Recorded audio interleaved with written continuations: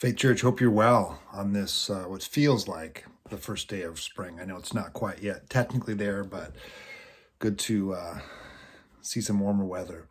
Um, just like you to use your imagination for just a moment and imagine somebody that you love dearly, perhaps even a child, one of your children or grandchildren.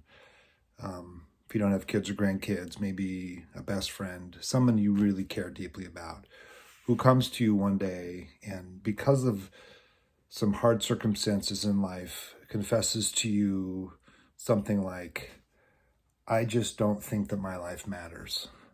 I don't think people around me think that my life matters. If one of my kids or my wife or a friend or even one of you said that to me, it would be heartbreaking to hear. Any human being coming to the place where they feel like, have been led to feel like either their life doesn't matter or others around them don't believe their life matters. I think we would agree that would be, again, a heartbreaking place to be. And maybe some of us have been in that place in life where we just don't feel like others see us as somebody whose life matters a whole lot.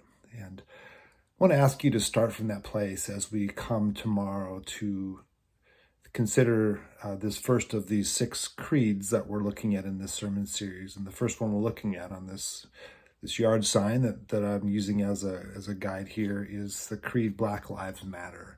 And I know as soon as I say that, all sorts of different things come into your mind, and we'll talk about some of those tomorrow. But I think it's most helpful if we approach that creed, Black Lives Matter, from the place of recognizing that many people,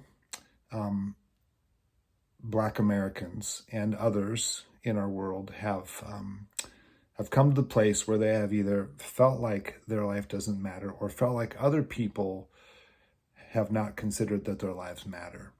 And if we can begin from that place of compassion that we ought to feel when any human being comes to that place, I think we begin in the right place. One of the things that I want us to consider tomorrow is the idea that this statement, this creed, Black Lives Matter, or human life matters, actually makes no sense apart from a core truth of the Christian faith, a core biblical truth of the Christian faith that is actually unique among the world's belief systems or creeds. We as Christians, people who look to the Bible as God's word, have something to offer that is at the heart of this idea that human life, to begin with, matters. We're going to look tomorrow at Genesis chapter 1, verses 26 to 27. And that's where we find this core biblical truth that's at the heart of this heartbreaking cry or creed. And would encourage you to take a few minutes today even to look up those verses. They'll be familiar to you. Again, Genesis 1, 26 to 27, and reflect tomorrow. We're going to really focus starting tomorrow as we look at this first part of the creed, Black Lives Matter, on what I referenced, what Paul said last week, of things of first importance. There's a lot of things about these different creeds that we differ on and can have disagreements on.